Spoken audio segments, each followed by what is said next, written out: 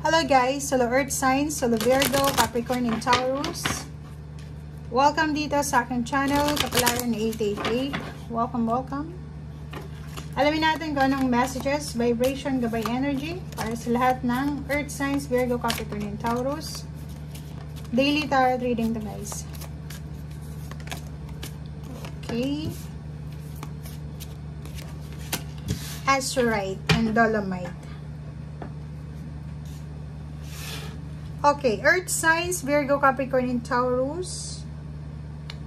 Sinasabi ng baraha mo dito na magkakaroon ka ng deep emotional healing sa araw na ito.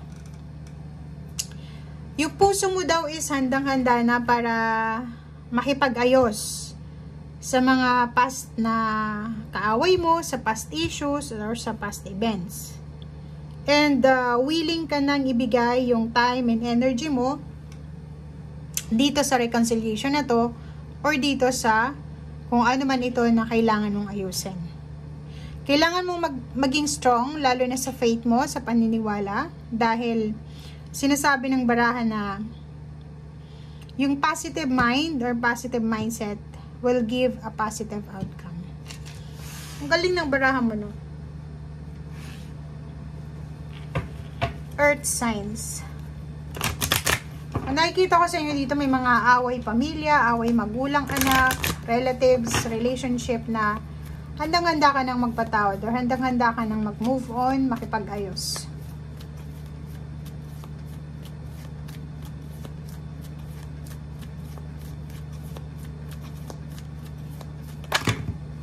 Oops, sorry.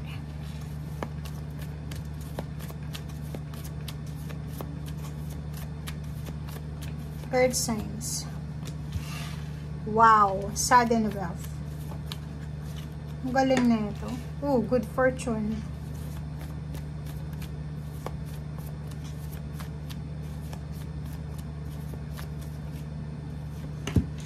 Ang galing. Okay, Earth signs, Virgo, Capricorn, and Taurus. Isang babae.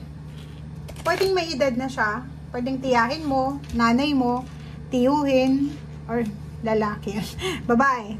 Binsan na babae. Or lola. Diba? Sorry. Ang posibleng, mababalitaan mo sila na nanalo sa loto, yumaman, sobrang swerte. Parang ganun. So, nakikita ko sa'yo dito na parang nakikita mo yung sarili mo dito eh. Parang medyo nakakaramdam ka ng konting, parang feeling mo unfair, 'di ba? Kasi may iba ditong mga Capricorn, Taurus, and Virgo na sobrang hardworking, 'di ba? Siguro araw-gabi kang nagtatrabaho, tapos nabalitaan mo lang yung kakilala mo, swerte lang siya dahil nanalo siya sa loto, nanalo siya sa mga chances of winnings na yan, and feeling mo unfair. But kung makikita mo dito, sinasabi ng baraha na may paparating din sa'yo. Huwag kang mag-alala kasi may paparating din sa'yo good luck and good fortune. Huwag kang mag-alala. Yun yung sinasabi ng baraha. Stay strong in your faith.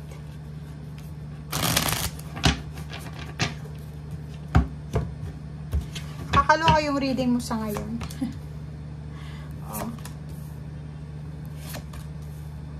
Okay guys, so nakikita ko sa'yo dito na may iba sa inyo dito na earth signs na if ever man may mga naging problema ka, ninakawan ka, na-scam ka, na-backstab ka, or pwedeng may nangyaring hindi maganda sa past mo, posibleng may pagbabagong magaganap. Nakikita natin yung dito, renewal ng relationship, apology, reconciliation, peace and harmony, balance, parang ganun ang nakikita natin.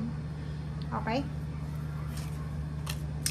So, for today, ang focus mo sa ngayon is yung maayos yung gusot, maayos yung mga, yun nga, handang-handa ka na para sa deep emotional healing. So, ang focus mo sa ngayon is maayos yung mga problema emotional, and at the same time, maging balance yung financial mo.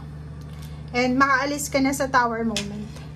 Parang nakikita ko sir dito, yung pera mo, yung daloy ng pera mo is apektado ng emotional problems mo.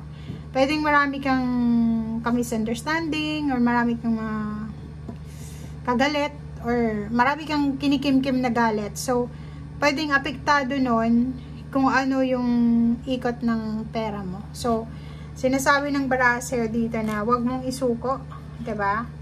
Yung pangarap mo. Ang nakikita natin dito is may iba sa inyo ditong sa sobrang problema nyo, sa usaping pera and emosyonal, hindi kayo makatulog sa gabi. Nag-overthink, overanalyze, hindi alam kung anong gagawin nyo. Okay, sa ngayon, ito lang yung gusto nyo sa ngayon.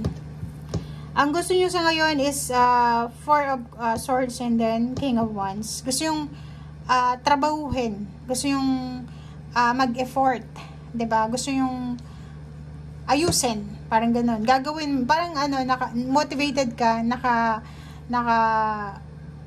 pag-decide ka na kailangan kong ayusin, kailangan kong trabahuhin etong mga problema kong ito, lalo na kung problema to sa pera, kailangan kong ayusin ito, kailangan kong maging masipag. And sa relationship, parang ang gulo ng relationship mo, family mo, personal life, parang iniisip mo na, okay, kailangan ko ng, 'di ba, kailangan ko din yung part ko dito. Kailangan ko din na bigyan ng focus ito. 'Di ba? So comment down below if yan yung nasa isip mo sa ngayon, no? 'Di ba? King and Queen, sinasabi ng baraha sa'yo dito na makakatanggap ka din ng pwedeng advices, opinion, or pwedeng tulong financial from water sign na lalaki. Pisces, Scorpion, Cancer. And nakikita ko sa'yo dito, pagod na pagod ka na eh. Sobrang pagod, sobrang stress. May iba sa inyo ditong sa umaga, inaantok. Kasi hindi makatulog sa gabi. Sa gabi naman, gising na gising sila kasi isip sila ng isip kung bakit nangyari yon, bakit biglang parang tawag dito, yung biglang naging yung wish mo, biglang naging disappointments. Parang ganun. So, if ever pagod na pagod ka na sa problema financial, emotional, sinasabi ng baraha sa'yo dito na pwede ka naman humingi ng tulong. Diba? Ask help. Diba? Huwag kang mahiya. Huwag mataas yung pride. Diba? And sinasabi ng baraha sa'yo dito, may mga tao naman na willing kang tulungan, willing kang suportahan, willing kang bigyan ng advices, willing kang bigyan ng mga point of views, or kung kailangan mo ng trabaho, may mga tao din sa paligid mo na pwedeng tutulungan ka nila kung paano makakuha ng koneksyon, or tutulungan ka nila kung paano makakahanap ng trabaho ng mabilis, parang ganun. So, comment down below if resonated ka dyan. Maraming salamat and see you again. Bye!